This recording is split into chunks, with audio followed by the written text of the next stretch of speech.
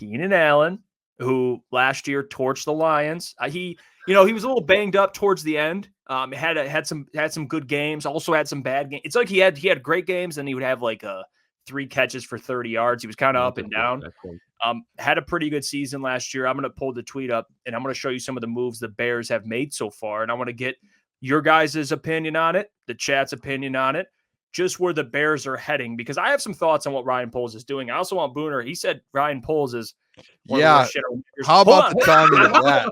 Not that I'm coming at you for that, because I'm going to be honest. No.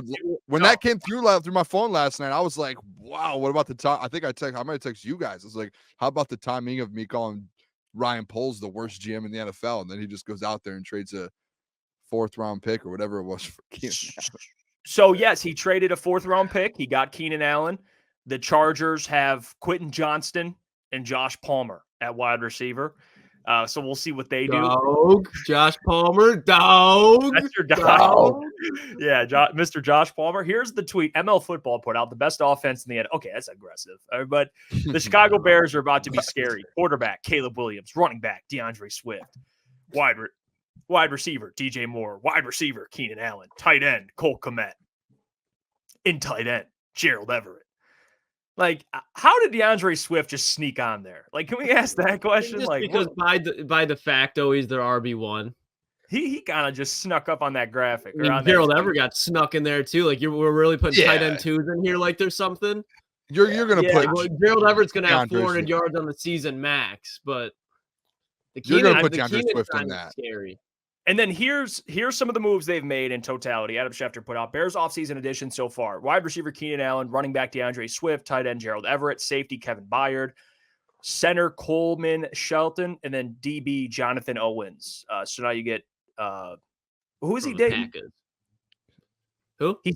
Simone Biles. Simone Biles, that's who it is. Yeah, so there you go, Bears fans. You get Simone Biles at a couple games per year. But boys, they made some moves. Mm-hmm. If I'm being real, how the NFL is set up and how general managers operate, good general managers, you got to build through the draft. You got to build through free agency. I took a peek at what Ryan Poles has done in the draft because, we're grinding Lions content all the time and focus on what the Lions are doing. I mean, I'm an NFL fan. I'm a football fan. But I was like, who did they draft? Let's go back and look. Guys, they haven't hit on a pick past the second round. So in the last 2 years, Ryan Poles has been GM.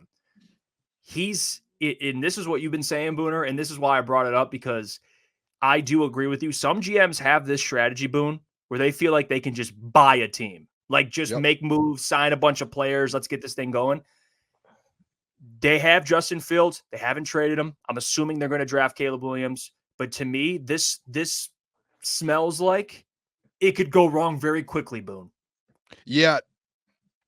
And the timing of me yesterday, by the way, boys, it's kind of crazy, but this is where I'm going to go with it. To your point, Jeff, like buying a football team. And I tweeted this out yesterday because there's just a lot of names on this team right now. There's a ton of names. And I will say this as well. And if he can't hit on his draft picks, they do have a lot of cap space left right now to still go make moves, even with all of these names. So that's where I'm not like going to sit here and say, oh, I'm super scared of the Bears yet. Like, I'm not going to say, oh, no, yeah, like, yeah, it is scary to have Keenan Allen and DJ Moore. That's a very scary duel. Good thing as well, the Detroit Lions and Brad Holmes went and upgraded their corner position. Like, that's a great timing for us to do that as well.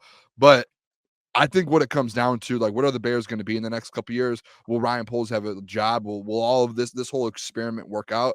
What does he do with this massive cap space that he has? And number two, like, what is he going to do with these draft picks that they have? They have 2 top 10 picks. So they're going to be able to make some moves. And then, like you said, have they hit on any picks outside of the first couple rounds? No.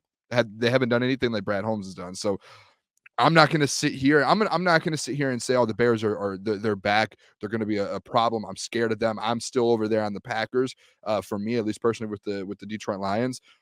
Now, it's one of those things where you have it's like, remember the Brooklyn Nets when they brought in like KD and Kyrie and all those dudes, and it was like, oh wow, they look really scary. Like, they just spent a lot of money. They have names. Didn't account for much. I want to see the Bears do it before I'm going to sit here and crown Ryan Poles and crown all these people. Like, it's really nice. It's cool what they're doing. But it's just names right now. That's where I'm at with it. So I have another point too. I'm going to make it a little bit after that. I'm going to let the boys go. I'm gonna stick here with I'm gonna stick on my point with the Bears that I've been on for the last year or two. It's just I think like people can hype them up all they want. I want to see it before I believe any of this. That's where I'm gonna stay with it. I'll give my other point a little bit later. Boys, Gentry. Yeah, no, I'm kind of on the same point, and I do like a lot of their moves, and they did make some good ones. But at the end of the day, Matt Eberflus is still their head coach, so I don't really have any confidence in him grooming another rookie quarterback. Obviously, they're going to take Caleb Williams, and for them to be labeled as like the best offense or whatever that tweet said, like I still think the way the Lions' offense is built and how they run their offense, they're still going to be better than the Bears. I don't care if you input Caleb Williams or you have Justin Fields; it doesn't matter. When Matt Eberflus is running that team, it's going to be a shit show. So I'm not worried until that coaching change happens.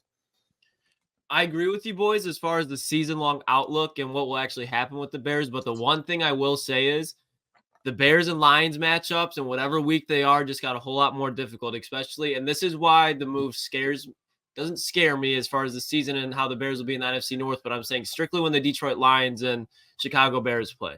The Lions just add Carlton Davis, man-to-man corner.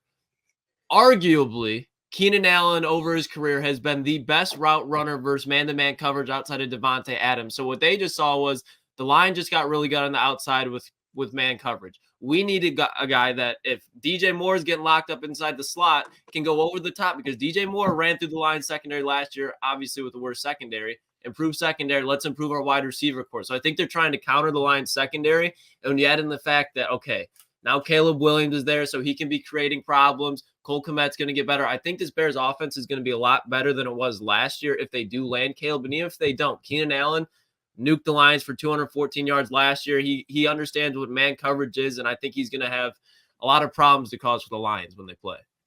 Yeah, like let's keep it 100 here. Like let's go through and look at their draft classes. And I'm just staying on Ryan. I'll get to what I think you guys and listen. I mean, Caleb Williams, I think he's going to be a good quarterback, but Ryan Poles, I am curious about as a general manager because it just seems like he can't draft well past the second round. I mean, you go back last year in 2023, Darnell Wright, okay, he's a top 10 pick. He's not bad by any means. I mean, Panay was drafted a couple spots higher, and Panay's a Hall of Famer. But Darnell Wright's solid. In the second round, they got Javon Dexter, which I do like. I like Javon Dexter a lot. We all kind of did before the draft. Tyreek Stevenson, he's good. Good pick, yeah. Now, that's the first two rounds. Third round, Zach Pickens, you don't really know. Roshan Johnson, he's all right. Tyler Scott, not bad. Noah Sewell, we like Panay Sewell, but still, he didn't really make an impact. Terrell Smith, Travis Bell, Kendall Williamson, haven't heard of any of these guys. And then you go back the next year, or the year prior, in 2022. They didn't have a first-round pick. Their second-round pick, Kyler Gordon, he's not bad. He's not bad. Jaquan Brisker, I like. Yeah, and then we go to the third round. As hell. Yeah, we go to the third round. Velus Jones Jr., Braxton Jones in the fifth, Dominique Robinson in the fifth, Zachary Thomas in the sixth. I mean, Treston Ebner in the sixth, Doug Kramer, Jatire Carter, quarterback in the 60s, Elijah Hicks, Trenton Gill. And maybe I'm being a little over the top here because we're used to a general manager that just consistently hits later in the draft, but that's how you build a roster correctly. You're supposed to, the first two rounds, typically for most teams, you should be able to get right.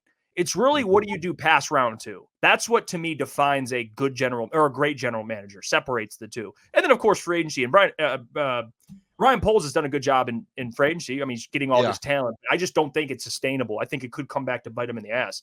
Now, the only question I have for the Bears, Boone, Mike, and Lucas, is can Matt Eberflus coach? That's really the only thing. And he's a defensive-minded head coach. You guys know how I feel. Got to nail your OC. We'll see what they brought in a new offensive staff. I'm curious. But again, their offensive line isn't good. Their defensive line got a lot better with Montez Sweat. But we shall see. It sounds to me that Ryan Poles is just kind of playing Madden franchise, and he's like, you know what? Let's bring Keenan Allen, DJ Moore. It looks great on paper. That's what it feels like. But DeAndre Swift goes down in week 7. You got Roshan Johnson as your RB1. I don't know. I'm curious how the Bears experiment. I will say that I'll give them the third best team. They're better than the Vikings. I mean, how much is right really now? That? They are. You know what I mean? By that, how much sleeping on Sam Darnold? And could be. I mean, who knows? I don't know. no, It's not like it's not This a is- massive gap though between them and the Vikings. I'm not going to go that far. No. But I think they're the third best team. Maybe win 8 games.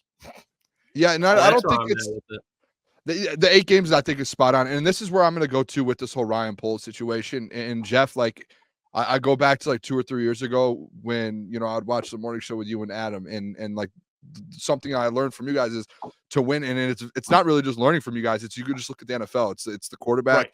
GM, and the coach. If you have all 3, and to me, I think the last piece, like obviously, I'm not a fan of Eberflus, so I think they should have fired him last year, and I think that's the whole situation there, and where Ryan Poles is already messed up.